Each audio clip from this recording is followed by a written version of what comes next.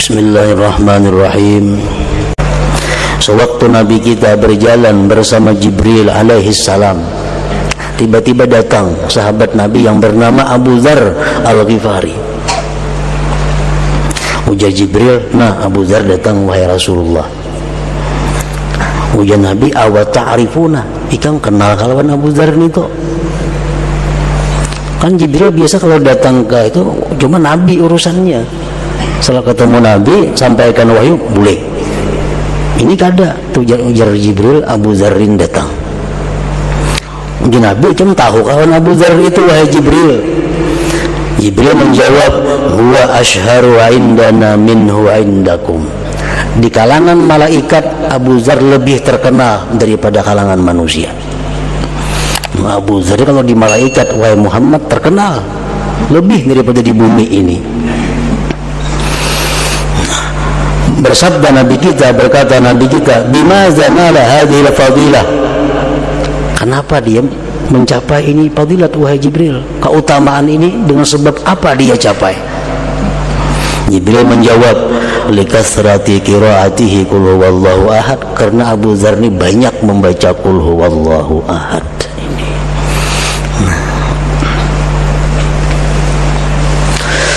Yang keenam, fadilat daripada suratul Ikhlas. Anas bin Malik meriwayatkan, "Kunna fi Tabuk." Kami berada di Tabuk. Tabuk itu perjalanan 12 hari dari Madinah. Dihitung kilometer itu kurang lebih 560 kilometer dari Madinah. Nah, Rasulullah dan sahabat berperang di sana, perang Tabuk. Fatala'at asy-syamsu ma laha syu'a' wa diya wa ma ra'aynaha 'ala tilkal halah qattu qabla dhalik fa'ajiba kulluna. Suatu hari matahari terbit, tidak ada cahaya. Matahari itu terbit cuma kalas. Nah, kada kayak biasanya, kada pernah macam itu terbitnya matahari. Kami pun aneh, kenapa matahari jadi demikian?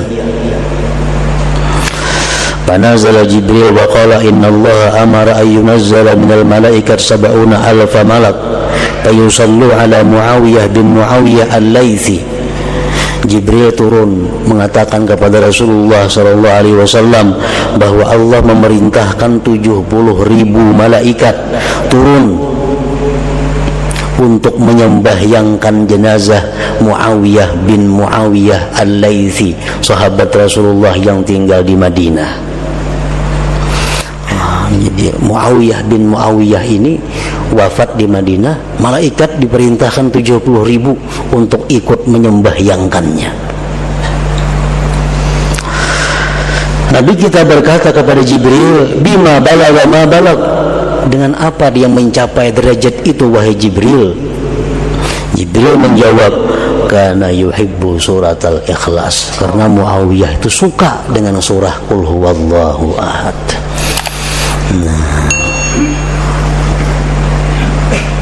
jadi mencintai surah Qul huwallahu ahad, suka membaca surat Qul huwallahu ahad. Ini akan menyelamatkan kita dunia dan akhirat dan membahagiakan dunia akhirat.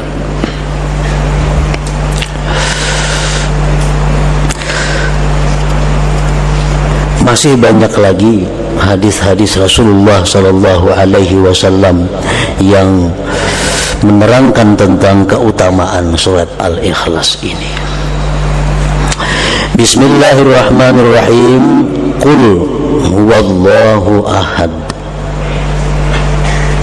Katakan wahai Rasul, dialah Allah yang esa. Allahus Samad. Allah tempat bergantungnya seluruh makhluk. Lam yalid wa lam yulad. Allah tidak melahirkan dan tidak dilahirkan. Walam yakul lahu kufuwan ahad. Dan tidak ada bagi Allah itu seorang pun yang menandinginya. Nah, ayat ini atau surah ini turun di Mekah. Sebagian ahli tafsir menerangkan bahwa sebab turun ayat atau surat ini adalah pertanyaan orang musyrikin. Orang-orang musyrik di Mekah menyuruh Amir bin Tufail menghadap Rasulullah sallallahu alaihi wasallam. Amir bin Tufail datang kepada Rasulullah. Ujar Amir, "Ya Muhammad, sababta alihatana." Kami wahai Muhammad sudah mencaci maki Tuhan kami, berhala-berhala. Wa khalaqta dina abaik, dan engkau wahai Muhammad sudah menyalahi agama nenek moyang engkau. Fa in kunta fakiran aghnainak, jika engkau wahai Muhammad kekurangan duit, kami bantu engkau. Mun ikam ni fakir, kalau ikam macam ini kami kayakan engkau. Wa in kunta majnunan dawainak, jika engkau gila hai Muhammad kami obati engkau. Wa in hawaita mar'atan zawwajnakaha, jika engkau mengingini perempuan kami kawinkan dia kepada engkau. Faqala alaihi salatu wassalam, ujar Nabi kita, lastu bi fakir wala majnun wala hawaitu mar'ah. Aku kada fakir, ajar Nabi. Aku kada gila dan aku kada menghendaki seorang perempuan. Ana Rasulullah ad'ukum min ibadatil asnam ila ibadati. Aku ini utusan Allah mengajak kalian menyembahnya, meninggalkan menyembah berhala-berhala itu. Bulik si Amir bin Tufail tadi. Dalam kesempatan yang kedua datang pulang kepada Rasulullah. Ujar si Amir tadi bin Tufail, bayyin lana jinsa ma'budik am min zahab aw fiddah. Wahai Muhammad, terangkan kepada kami Tuhan engkau tuh emas kah perak kah Tuhan engkau itu? Emas atau perak? Fa anzalallahu hadhihi surah, Allah menurunkan ini surah. Katakan hai Muhammad, huwallahu ahad, Allahus samad, lam yalid wa lam yulad wa lam yakun lahu kufuwan ahad. Tuhan Allah itu adalah esa, baik zatnya, baik sifatnya atau perbuatannya. Ujar si Amir tadi, salasumi'atin wa sittuna sanaman la taqumu bihawaijina fa kaifa yakumul wahid bihawaijil khalqi. Wahai Muhammad, kami ini punya Tuhan 360. Itu pun Tuhan kami kada mampu mengurusi kami. Ada nang kelaparan, ada nang pakir, ada nang sugih, macam-macam. Apalagi Tuhan salikum, majidna kada mampu mengurus makhluk ini. Itu salah satu sebab diantaranya yang menyatakan sebab turunnya suratul Ikhlas ini.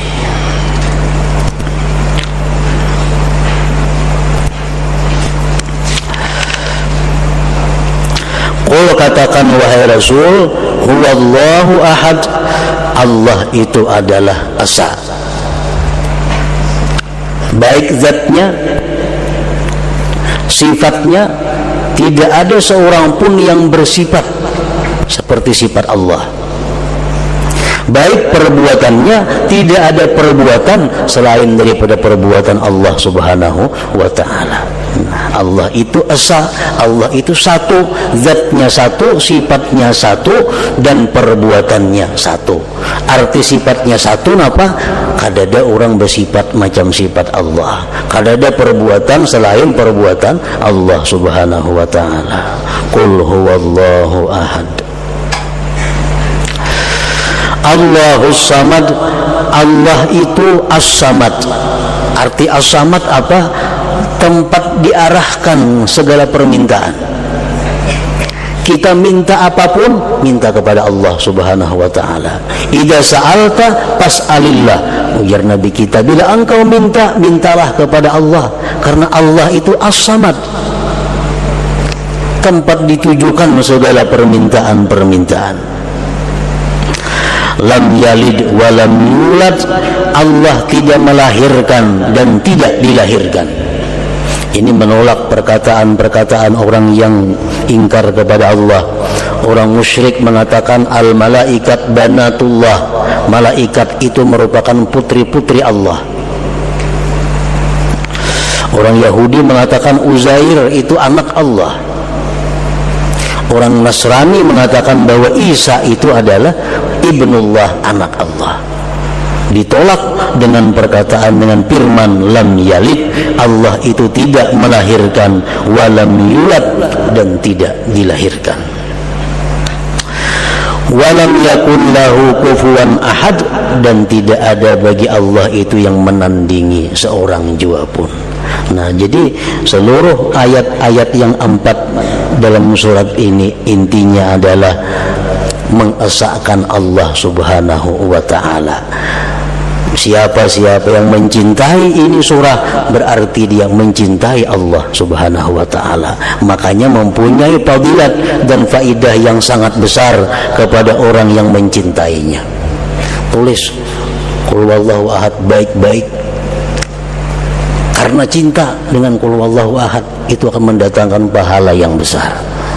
Tikap ditawing kaligrafi Qul huwallahu ahad, karena kecintaan kita kepada surah ini itu pun mendatangkan faidah yang besar. Nah, jadi berapa kali kita membaca sehari sebaiknya suratul Ikhlas ini tergantung kecintaan kita kepadanya. Rasulullah SAW menyatakan dalam sebuah hadis, man qara'a kulla yaumi atai marrah qul huwallahu ahad muhiya anhu dhunubu 50 sana illa ayyakuna alai daun illa ayyakuna alai dainun, rawahu Tirmidzi. Ujar Nabi kita, siapa yang membaca tiap-tiap hari 200 kali qul huwallahu ahad, dihapus daripadanya dosa 50 tahun. Kecuali nang kada terhapus hutang piutang kepada manusia. Hutang kada berilaan, tetap ada hitungannya.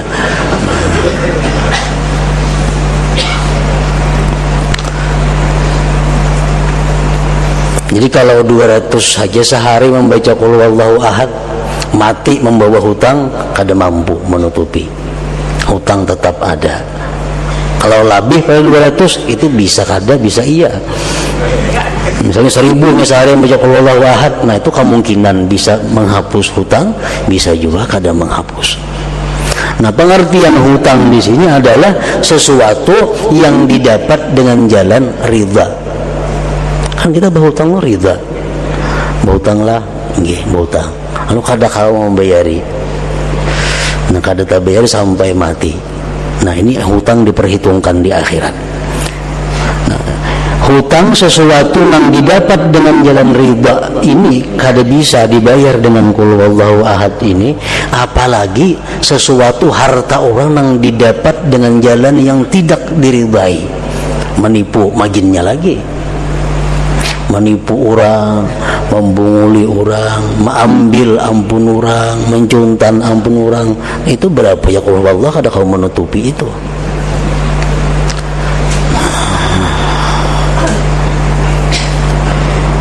Jadi hutang-hutang yang dibawa oleh kita mati itu nanti akan diperhitungkan oleh Allah Subhanahu wa ta'ala dan akan dibayar dengan amal perbuatan kita. Berapa bayarannya hanya Allah Subhanahu wa ta'ala yang tahu. Yang jelas kalau Qul huwallahu 200 sehari kada cukup membayari. Jadi sembahyang kita mungkin ditarik, puasa kita ditarik, sedekah kita ditarik, Qul huwallahu ditarik, hanya untuk membayar hutang di dalam dunia. Apalagi nang menipu orang, apalagi orang-orang nang mengkorupsi uang rakyat, bagiannya lagi kada mampu membayarin itu. Orangnya banyak ampunnya, jutaan manusia ampunnya nang diambil. Kemana membayari itu? Kada ada jalan lain selain daripada menanggung dosa-dosa mereka di akhirat dan pasti masuk ke dalam neraka.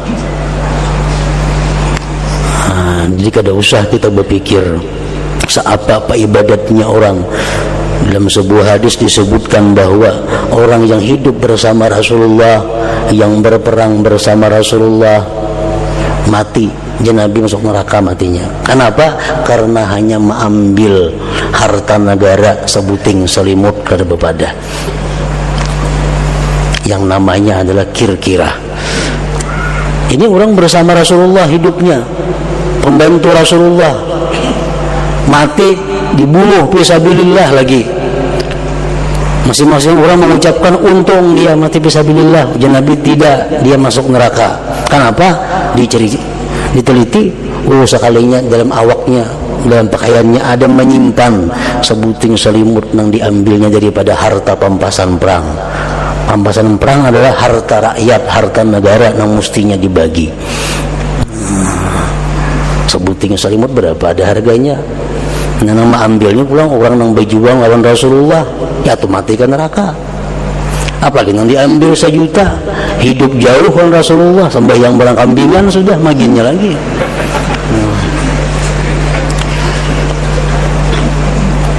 Jadi kadang mudah orang-orang yang mengambil duit rakyat, duit negara, akan berat urusannya di sisi Allah Subhanahu wa ta'ala.